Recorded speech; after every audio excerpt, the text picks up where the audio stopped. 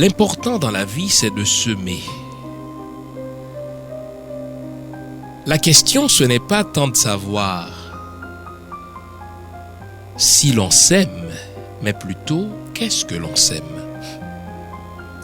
Si on sème les graines de l'espérance, on récolte l'espérance.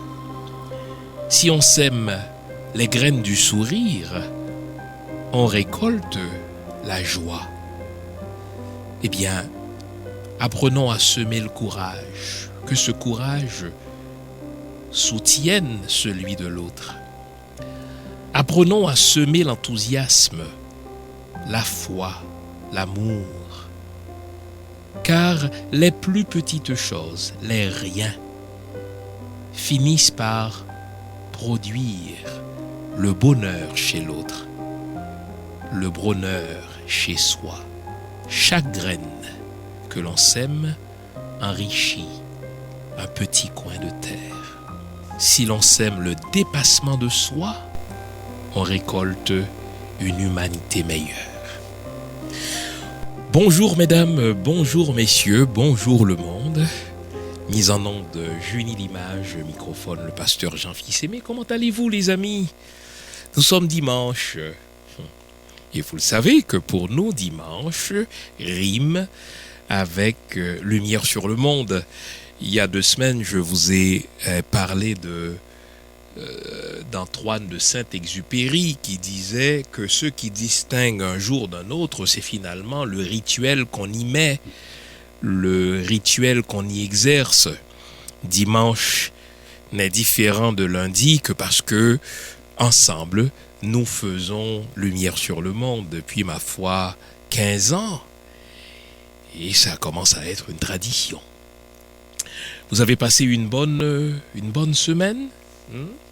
Est-ce que les défis étaient plus grands que d'habitude ou était-ce une semaine si ordinaire que vous l'avez finalement trouvée ennuyeuse? Avez-vous été exposé à une épreuve particulière qui est venue vous chercher dans vos valeurs fondamentales? Peut-être êtes-vous encore dans cette situation d'épreuve et vous vous posez la question: comment vais-je m'en sortir?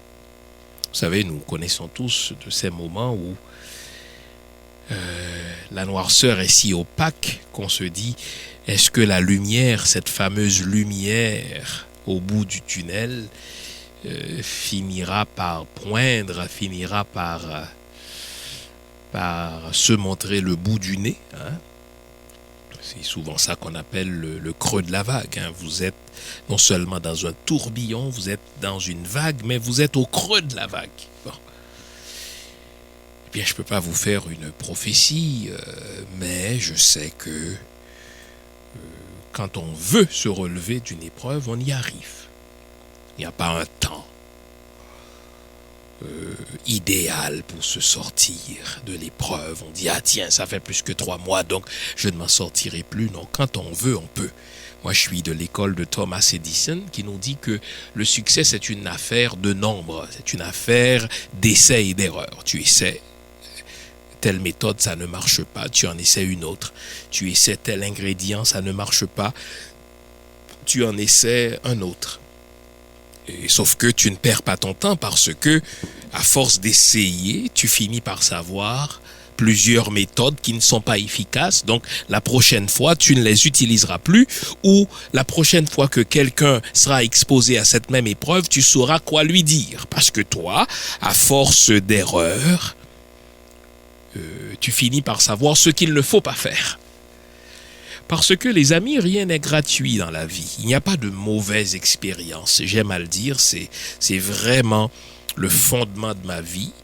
Il y a des expériences qui me font pleurer, mais elles ne sont pas mauvaises. Il y a des expériences qui me font sourire, mais elles ne sont pas, bon Dieu, plus utiles que celles qui me font pleurer. Chaque expérience vient avec son lot de leçons qu'elle cherche l'expérience à nous enseigner. Il s'agit pour nous d'être à l'écoute de la leçon ou des leçons, 9 fois sur 10, il y a plus qu'une leçon.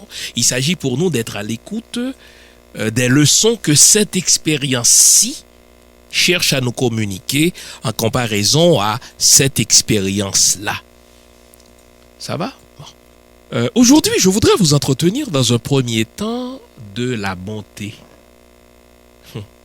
Je vais vous dire d'où ça m'est venu. Cette semaine, en me réveillant, je pense que c'était quel jour déjà, mardi ou mercredi dernier, je me suis réveillé avec une nouvelle qui m'a,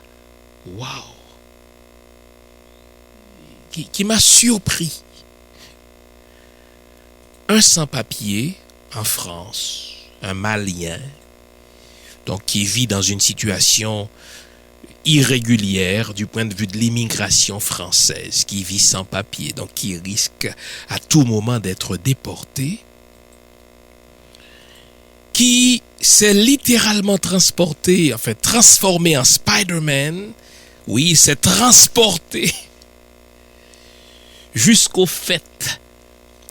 sommet d'un bâtiment pour sauver un enfant qu'il ne connaît pas, en risquant sa propre vie, en risquant de se faire épingler par la police et d'être déporté.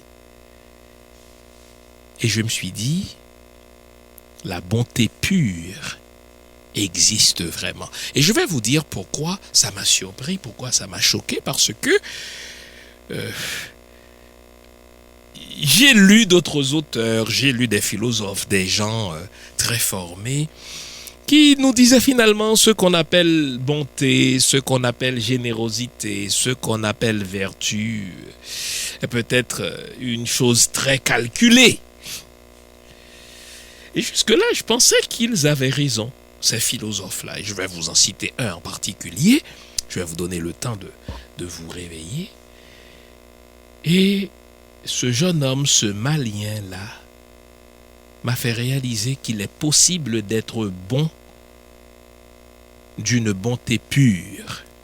Il est possible d'être généreuse ou généreuse d'une générosité non intéressée. On va en parler. Que pensez-vous de la bonté? Que pensez-vous de la générosité? Ça va? Allez donc vous faire une bonne tasse de thé, une bonne tasse de café et revenez-moi dans les prochaines secondes. Faites vite parce qu'on a un agenda chargé à l'émission de ce matin et on va poursuivre notre réflexion sur ce fameux personnage dont on nous rabat les oreilles depuis toujours, Satan. Qui est-ce? Qu'est-ce que c'est? Et aujourd'hui, je vais vous étonner avec d'autres notions sur Satan.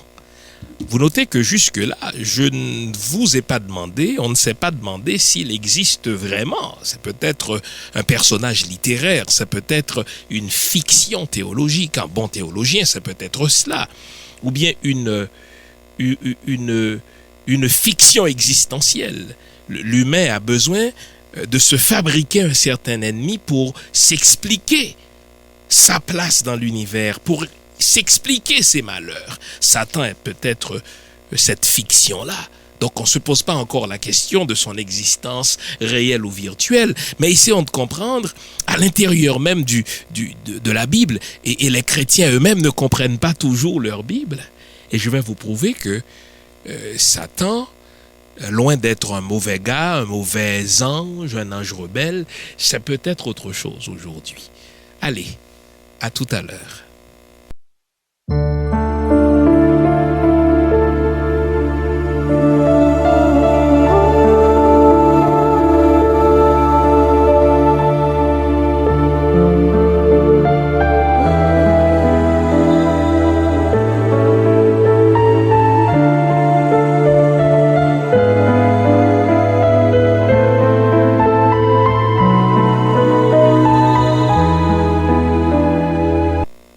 Je terminais mes études secondaires, j'aimais lire les maximes. Les maximes, c'est comme des phrases bien ciselées qui nous enseignent une certaine sagesse, qui cherchent à nous enseigner des leçons de choses, etc. Bon, c'est comme des espèces de proverbes qui sont censés communiquer une sagesse. Et l'un des auteurs que je considère comme l'un des grands en matière de maximes, c'est un Français du nom de La Rochefoucauld. Au fond, son nom au complet, c'est François Duc de La Rochefoucauld, qui a vécu au XVIIe siècle. Et lui, il a écrit un ensemble de maximes, un ensemble de sentences, un ensemble de réflexions qu'on a rassemblées en un recueil, justement, les réflexions ou sentences et maximes morales de François de La Rochefoucauld. Et l'une de ces maximes de La Rochefoucauld m'a marqué, et en vérité, ça a marqué mon anthropologie, ma perception de l'homme. Voici ce qu'il a dit, La Rochefoucauld, au XVIIe siècle. Écoutez bien. Les vertus se perdent dans l'intérêt comme les fleuves se perdent dans la mer. Les vertus, c'est les bonnes choses, la bonté, la générosité, l'amour, l'amitié, la fraternité, la solidarité, ajouter. La Rochefoucauld, après avoir réfléchi sur la nature humaine, après avoir médité, ces gens-là, c'est des gens qui méditaient beaucoup, il en est venu à comparer les vertus humaines à des comportements qui sont dictés par des intérêts. La Rochefoucauld vous dirait c'est normal qu'une mère soit bonne envers ses enfants, mais ce sont ses enfants. C'est-à-dire, c'est elle qui leur a donné naissance. Donc, en prenant soin de ses enfants, une mère prend soin d'elle-même. Bon, vous serez d'accord ou non avec cela, mais la Rochefoucauld explique. Il dit, écoutez, c'est normal que tu sois bon vis-à-vis de ton mari, c'est normal, enfin bonne vis-à-vis de ton mari, c'est normal que tu sois bon vis-à-vis de ton épouse, mais parce que tu l'aimes. Donc, en lui faisant du bien, tu te fais du bien à toi-même. Et l'un des penseurs de l'école de La Rochefoucauld a même osé dire que l'amour n'existe peut-être pas, car on s'aime dans l'autre. Et La Rochefoucauld lui-même dit, écoutez, tout est teinté d'amour de soi. Quand je fais du bien à l'autre, je le fais peut-être.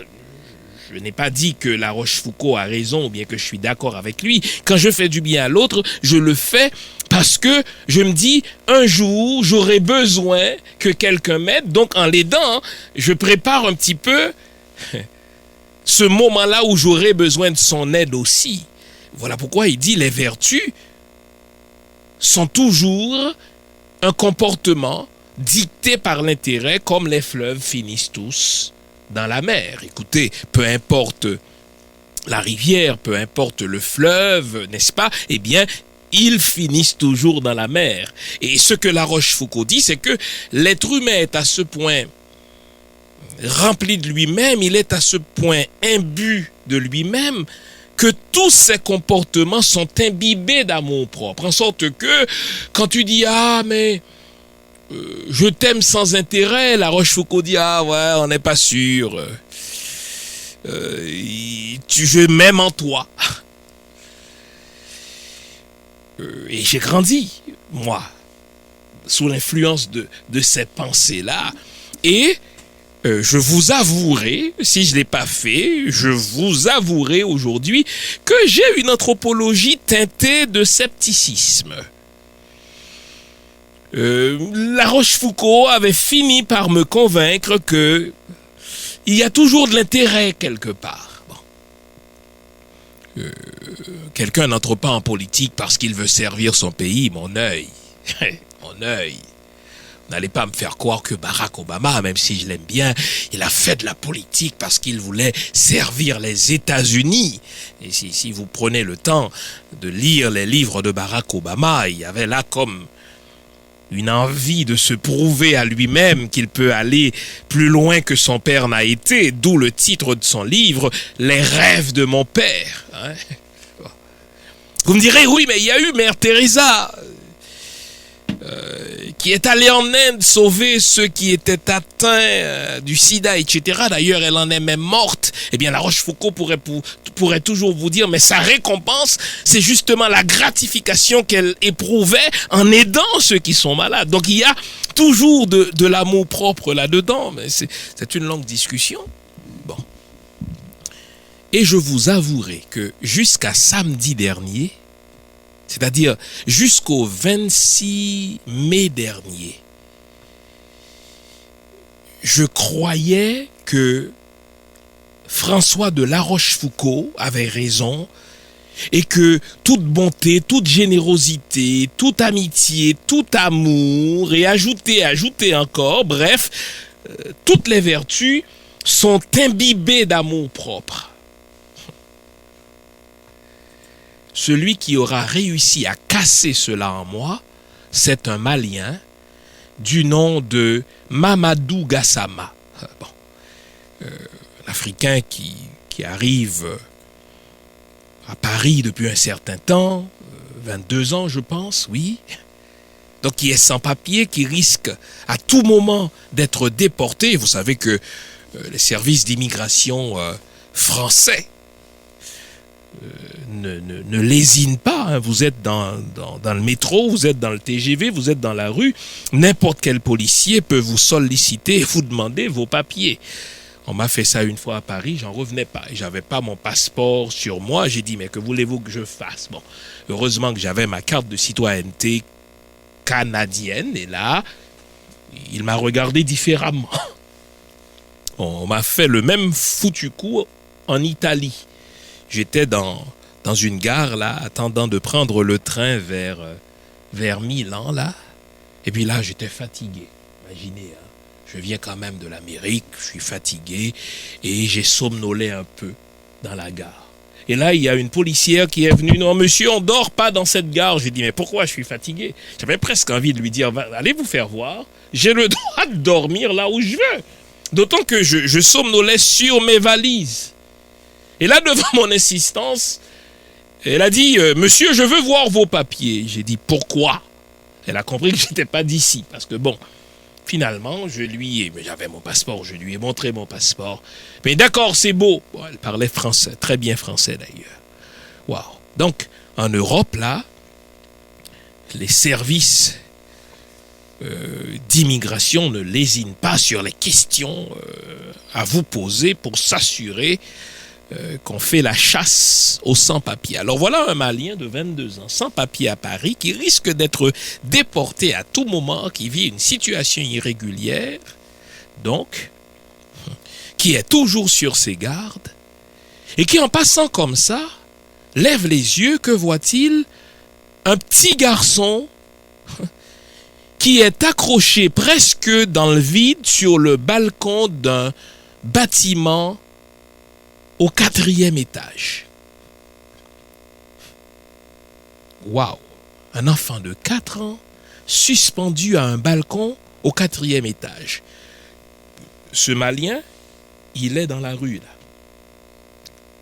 Il ne connaît pas le bonhomme. Le Malien, par définition, il est noir. L'enfant de 4 ans est blanc. Les parents sont blancs. Lui, il n'a pas de papier à Paris. Rien à foutre de s'exposer ainsi à une chasse à l'homme de la police. Il voit ça. Il oublie sa situation précaire à Paris. Il oublie les risques qu'il encourt à vouloir sauver cet enfant de 4 ans. Ce qu'il fait spontanément, sans penser à lui. Aïe, aïe, aïe. Il se transforme littéralement en Spider-Man. Il grimpe sur les divers étages de ce building pour aller sauver cet enfant de 4 ans qu'il ne connaît pas du tout, qu'il a seulement voulu sauver parce que c'est un humain comme lui, sans penser à lui. Alors là, j'ai dit, comme pourrait le chanter Céline Dion, l'amour existe encore. Je dis, tiens, la bonté pure, la générosité pure existe vraiment. Voilà un jeune homme qui s'oublie. D'ailleurs, il aurait pu se casser les jambes, il aurait pu, bon Dieu, perdre la vie, littéralement. Parce que imaginez, il grimpe là, jusqu'au 4e étage à main nue, n'importe quoi aurait pu arriver. Il aurait pu se dire, écoutez, et si la police me surprend là, et qu'on en profite pour me déporter vers le Mali? Non, il s'oublie. Tout ce qui l'intéressait, c'était la vie de l'autre. C'est pas son enfant là, c'est pas son frère. C'est même pas son frère de race là. La bonté pure, la générosité pure. Alors là, j'ai passé la semaine à réfléchir. J'ai dit, tiens, La Rochefoucauld avait tort. Ce La Rochefoucauld qui pensait que derrière toute générosité, derrière toute bonté, derrière toute amitié, derrière toute solidarité, même derrière l'amour, pensait La Rochefoucauld, il y a l'amour propre. Je dis, ce Malien de 22 ans, n'est-ce pas, Mamadou Gassama a fait mentir La Rochefoucauld du haut de ses méditations, du haut de toute sa philosophie, du haut de toutes ses sentences. Ce garçon a prouvé qu'il est possible, n'est-ce pas, d'être bon sans intérêt, qu'il est possible d'être généreux sans mesquinerie, qu'il est possible d'aimer l'autre pour lui-même sans que je ne cherche aucun intérêt. Vous vous souvenez que je vous avais dit qu'il y a un philosophe qui a dit, n'est-ce pas, que même quand on aime l'autre, on s'aime dans l'autre. On vit toujours son propre amour à l'ombre de l'autre. Donc l'autre finalement n'est qu'un prétexte pour s'aimer soi-même. Ils sont terribles, n'est-ce pas, ces philosophes? Eh bien, Mamadou a dit, moi je peux risquer ma vie pour un garçon que je ne connais pas. Je peux risquer la déportation pour sauver un garçon de 4 ans qui n'est pas de la même couleur que moi, que je ne connais ni d'Ève ni d'Adam, car tout ce que je veux, c'est sauver une vie. Waouh! Quelle belle leçon d'humanisme. Si on essayait chacun d'être un Mamadou dans son petit coin, devant cet acte de bravoure, d'héroïsme, de générosité pure, le président français s'est senti, bon Dieu, à ce point interpellé qu'il accorde presque spontanément la citoyenneté française à ce jeune homme sans papier. Il lui offre un poste, n'est-ce pas, au sein du corps des sapeurs-pompiers en disant, écoutez, mais c'est ce que font les pompiers français. Ils sauvent des vies. Cet homme-là, il est un pompier dans l'âme. Et le président du Mali, un petit peu par bravade, il dit non, moi je veux qu'il rentre dans son pays pour qu'il serve dans l'armée. Allez donc dire ça à un Haïtien, vous aurez votre réponse, pas vrai? Mais enfin bref, il est possible, les amis, d'être bon en s'oubliant soi-même. Il est possible d'aimer l'autre pour lui-même sans chercher quelque intérêt pour soi. Et vous savez que souvent on se trompe sur le sens véritable d'aimer. S'il dit, ah mais j'aime Junie. Mais j'aime Junie à condition que Junie m'aime. Le jour où je découvre que, malgré le fait que j'aime Junie, Junie ne m'aime pas, je commence à la détester. Waouh! Mais c'est l'amour propre. Est-ce que j'aimais Junie pour elle-même? Ou bien est-ce que je l'aimais pour moi-même, à condition qu'elle m'aime, en sorte que je commence à la détester lorsque je découvre qu'elle ne m'aime pas. Mais le vrai amour là, l'amour à la Mamadou Gassama, on va l'appeler ainsi, c'est un amour pour l'autre. Un amour qui cherche l'intérêt de l'autre. Un amour qui cherche le bien-être de l'autre. Et tout mon bonheur viendra lorsque l'être aimé est heureux pour lui-même. Bon Dieu, quelle leçon de choses, quelle leçon de philosophie. Et je vous ai dit, ce Mamadou Gassama, qui ne me connaît même pas, a changé mon anthropologie.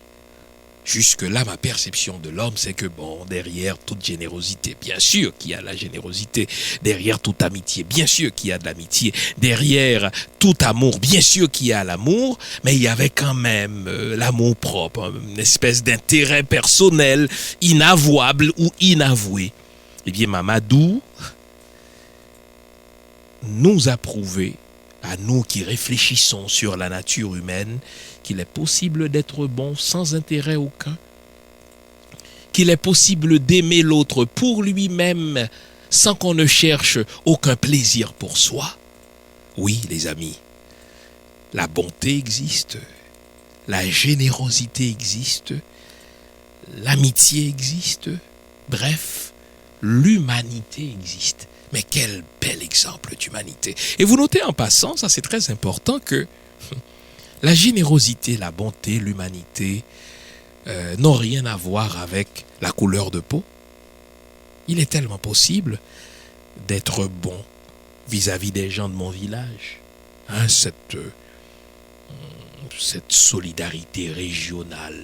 On est bon vis-à-vis de ceux qui nous ressemblent ou qui nous connaissent, parce qu'on se dit un jour on sera mal pris, et c'est précisément ceux qui nous connaissent qui vont nous tendre la main.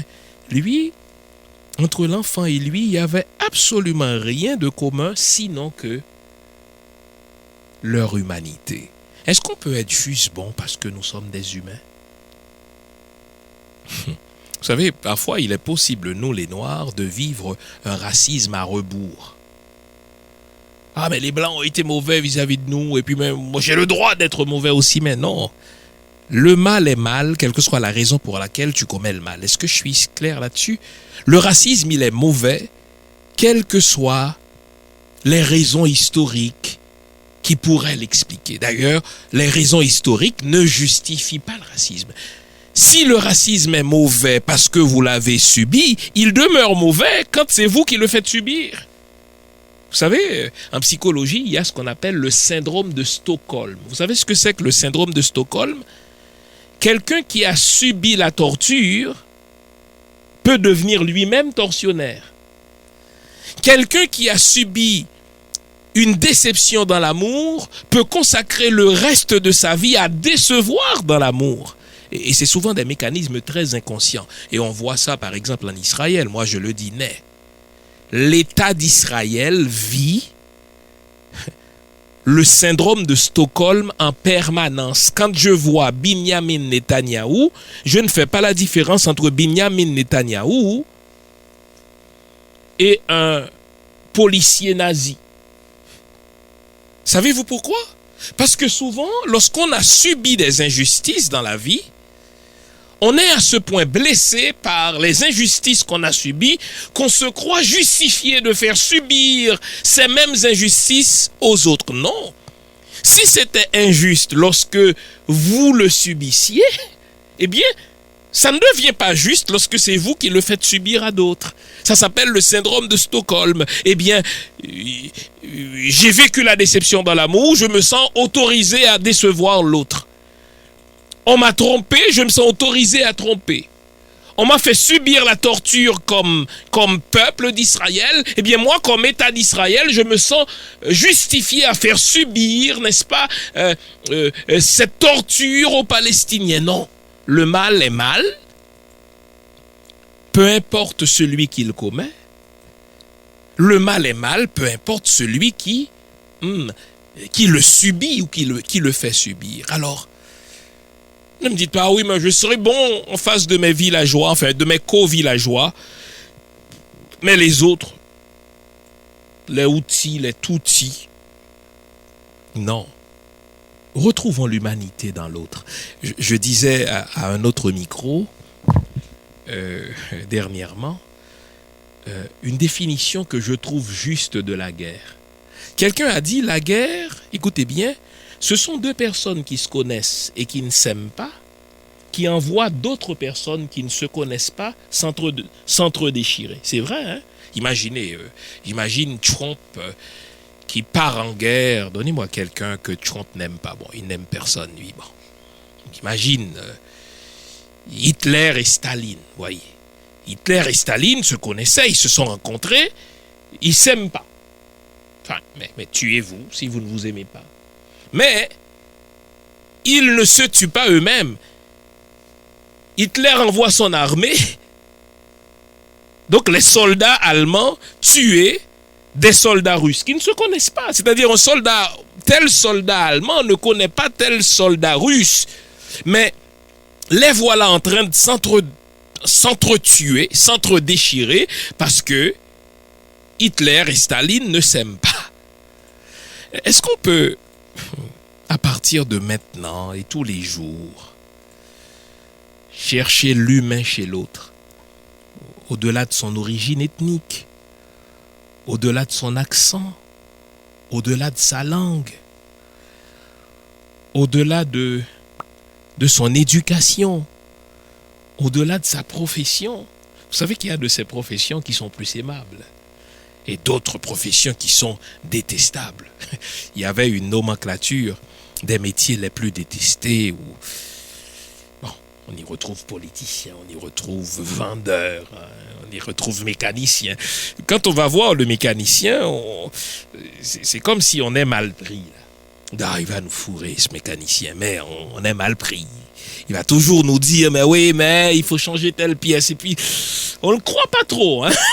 Il dit, ah ouais, tu peux bien me raconter tout ce que tu veux. Je n'y comprends que dalle dans cette masse de ferraille.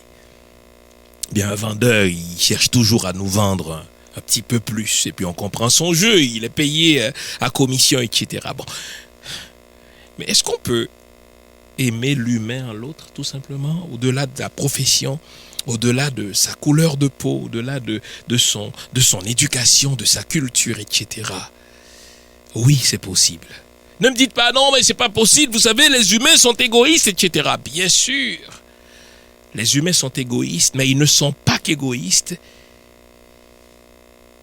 Ils peuvent faire la démonstration d'une leçon d'altruisme. Vous savez, l'humain est ce drôle de mélange entre la bête et l'ange. La bête qui déchire, mais l'ange qui est bon.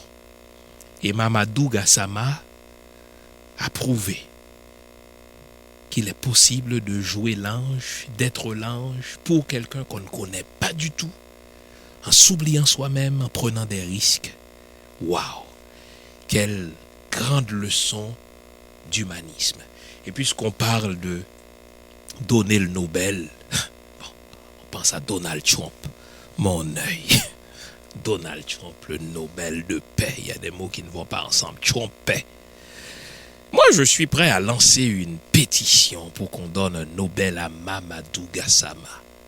Il rêve en couleur, lui.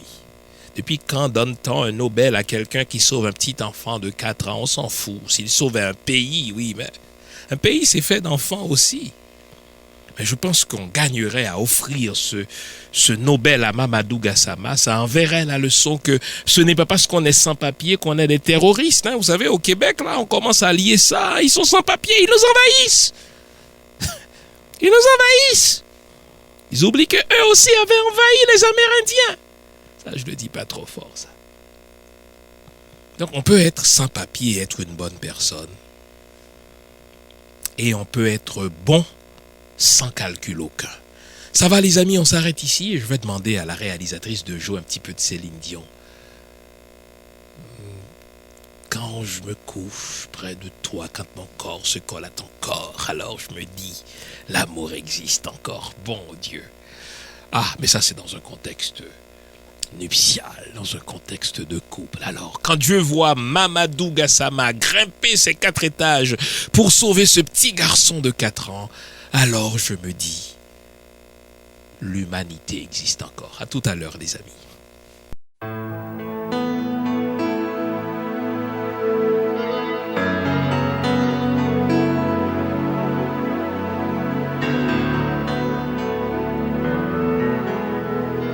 Quand je m'endors contre ton corps, alors je n'ai plus de doute. L'amour existe encore. Toutes mes années de déroute, toutes, je les donnerai toutes pour m'en ancrée à ton port, la solitude que je redoute, qui me guette au bout de ma route. Je la mettrai dehors pour t'aimer une fois pour toutes, pour t'aimer coûte que coûte, malgré ce mal qui court, aimer l'amour à mort. Quand je m'endors contre ton corps, alors je n'ai plus de doute, l'amour existe encore.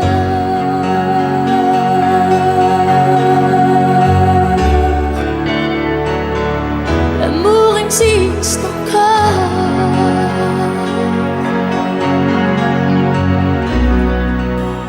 On n'était pas du même bord, mais au bout du compte, on s'en fout d'avoir raison ou tort.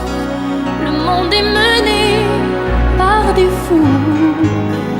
Mon amour, il n'en tient qu'à nous, nous aimer plus fort, au-delà de la violence, au-delà de la démence, malgré les bombes qui tombent aux quatre coins du monde. Quand je m'endors contre ton corps, alors je n'ai plus de doute, l'amour existe encore.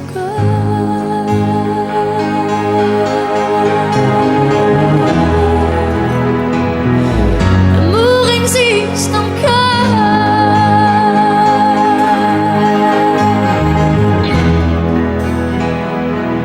L'amour existe encore.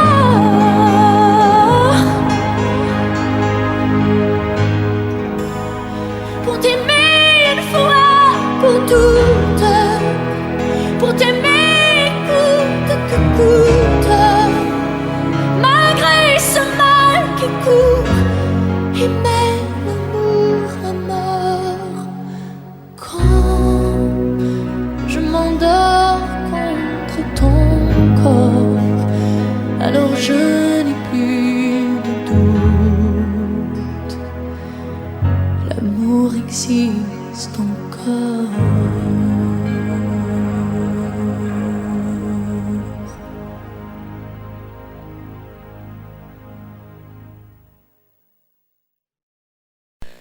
Alors les amis, nous poursuivons notre exploration sur ce personnage légendaire, presque universel, parce que toutes les cultures consacrent un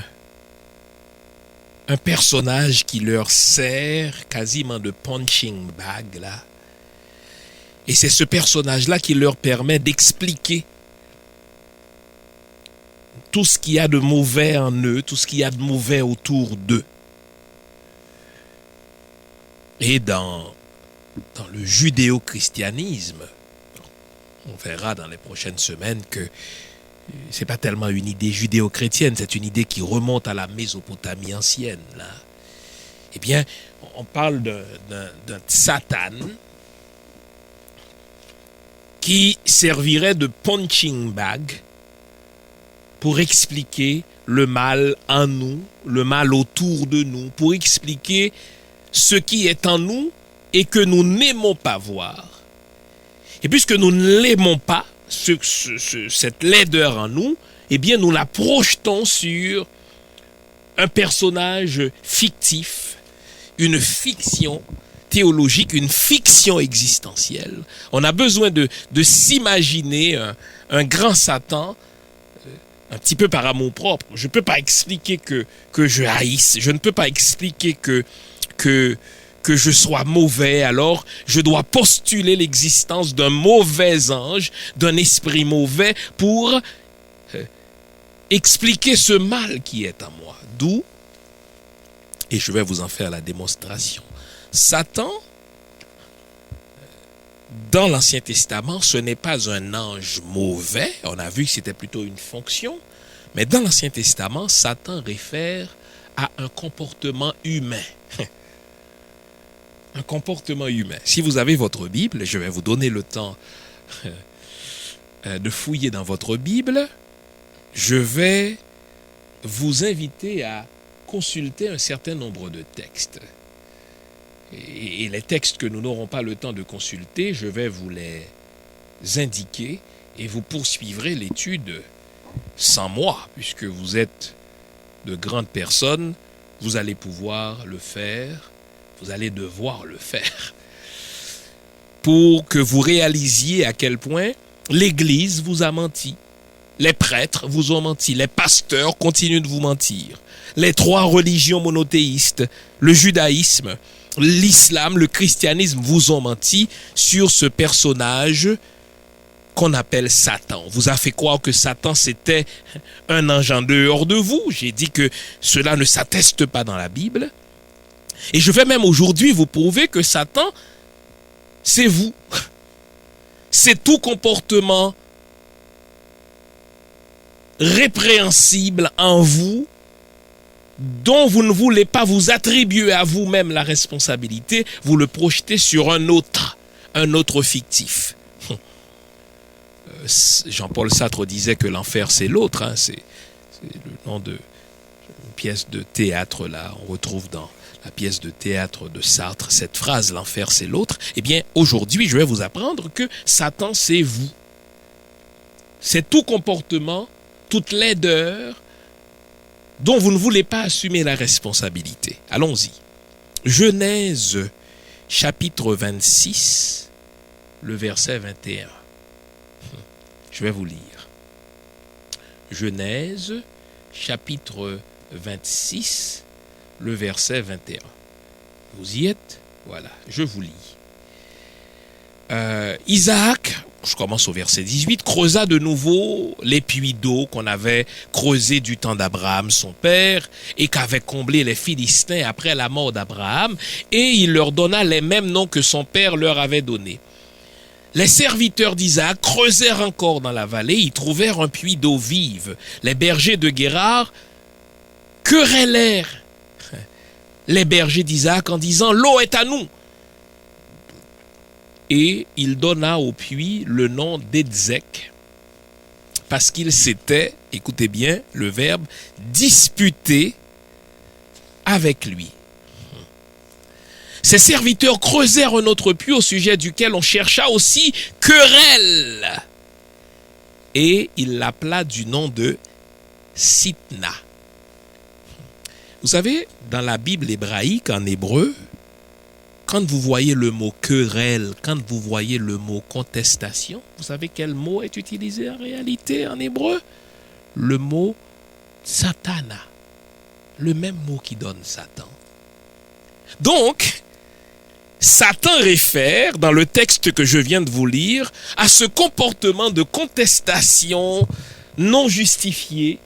L'autre découvre un puits, j'estime que ce puits aurait dû être à moi, et puisqu'il n'est pas à moi, je sais bien qu'il est à l'autre, pour pouvoir prendre son puits, je le querelle, je me bats contre lui, je le conteste. Eh bien, le mot qui est utilisé là-dedans, pour contestation, pour querelle, pour opposition, c'est justement le mot sitna qui donne Satan. Donc, vous réalisez que sur la base même de la Bible, ce que vous appelez Satan réfère en réalité à tout comportement répréhensible chez nous, à tout comportement laid chez nous. On avance. On va maintenant en Genèse 27, verset 41. Vous connaissez un petit peu le contexte. Vous savez qu'il y a eu une rivalité, une haine, de la jalousie entre deux frères. Ésaü, qui serait l'ancêtre des Palestiniens, des Arabes, et Jacob, qui est l'ancêtre, n'est-ce pas, des Juifs, des enfants d'Israël. Genèse 27, 41. En Genèse 27, 41, on nous dit que Ésaü éprouvait de de la haine contre son frère Jacob. Genèse 27, 41. Eh bien, savez-vous quel mot est utilisé pour haine ici? Ésaü conçut de la haine contre Jacob à cause de la bénédiction dont son père l'avait béni. Le mot haine, en réalité, savez-vous quel mot c'est? C'est encore une fois le mot sitna, qui est exactement la même racine que Satan. Donc, le mot Satan réfère au comportement de haine, au comportement de jalousie, au comportement d'envie qu'on éprouve vis-à-vis de l'autre. La même chose en Genèse 49, verset 23. Genèse 49, verset 23, c'est Jacob, l'ancêtre, n'est-ce pas, des enfants d'Israël, qui est en train de bénir, n'est-ce pas, chacun de ses 12 fils, qui sont à leur tour ancêtres des 12 tribus fondatrices du peuple d'Israël. Et il en arrive à bénir Joseph, en Genèse 49, verset 23. Mais avant de prononcer la bénédiction sur Joseph, il reprend l'histoire de Joseph qui a subi la haine de ses frères. Verset 23. Ses frères l'ont provoqué, ils ont lancé des traits, les archers l'ont poursuivi de leur haine. Vous savez quel mot est utilisé pour haine, encore une fois? C'est précisément la racine du mot Satan.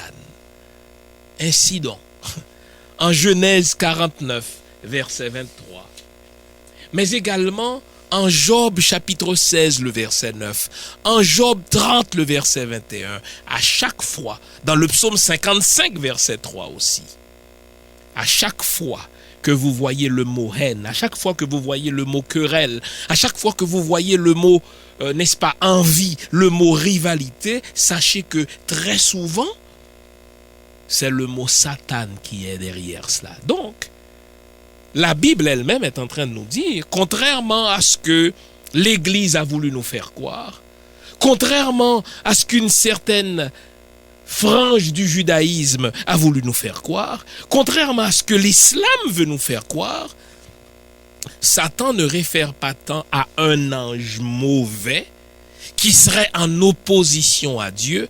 Satan réfère à ce comportement très humain qui consiste à envier l'autre, qui consiste à haïr l'autre, qui consiste à éprouver de la jalousie vis-à-vis de l'autre.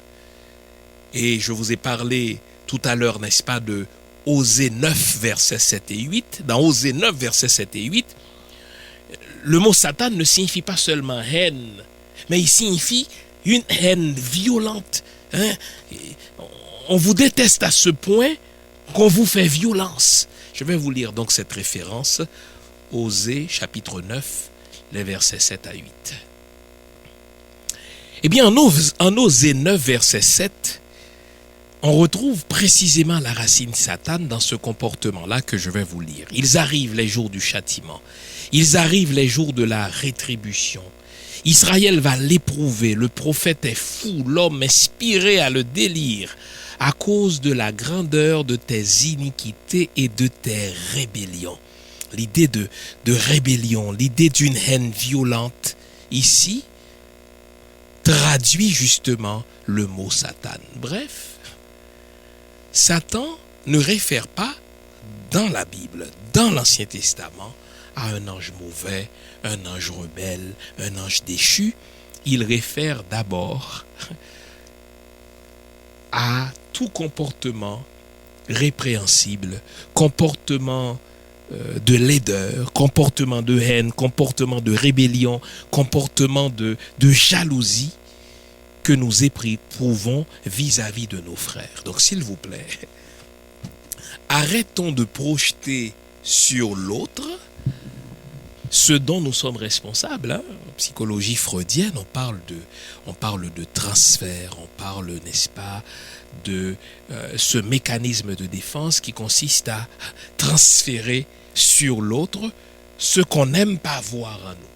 Eh bien, l'autre ici, c'est cet ange-là que nous nous imaginons dans la littérature universelle, la littérature religieuse universelle, et qui serait responsable de la haine que nous éprouvons, qui serait responsable de la jalousie que nous éprouvons vis-à-vis de l'autre. Non. Ce n'est pas l'ange qui est responsable de nos laideurs. Il n'est pas responsable de notre jalousie. Il n'est pas responsable de notre envie.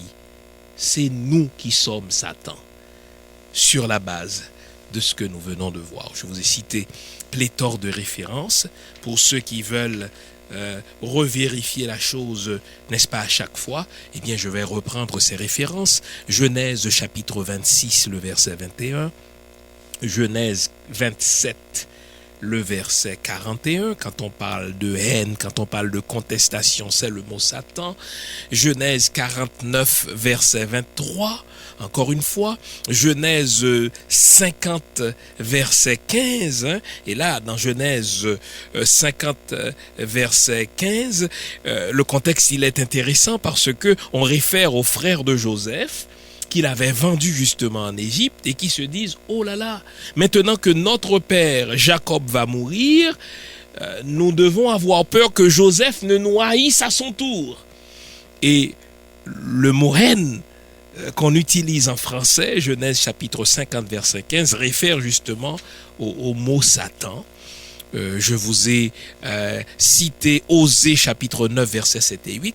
Bref, que ces références vous servent, n'est-ce pas, de garantie pour soutenir l'idée que Satan, ce n'est pas un ange. Satan, c'est tout comportement répréhensible de l'humain. Par mécanisme de défense, par amour propre, nous le transférons sur une fiction théologique, sur une fiction littéraire, mais finalement, Satan, c'est nous autres. On va clore l'émission.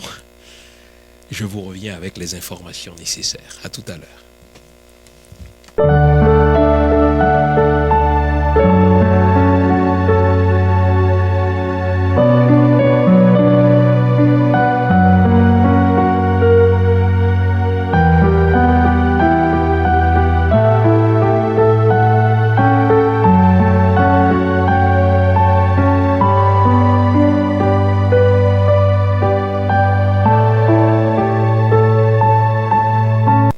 Mais que le temps passe vite, les amis, aujourd'hui. Aujourd'hui particulièrement, qu'on avait de bonnes choses à se dire. J'ai l'impression qu'il y a un Satan qui précipite les aiguilles de l'horloge.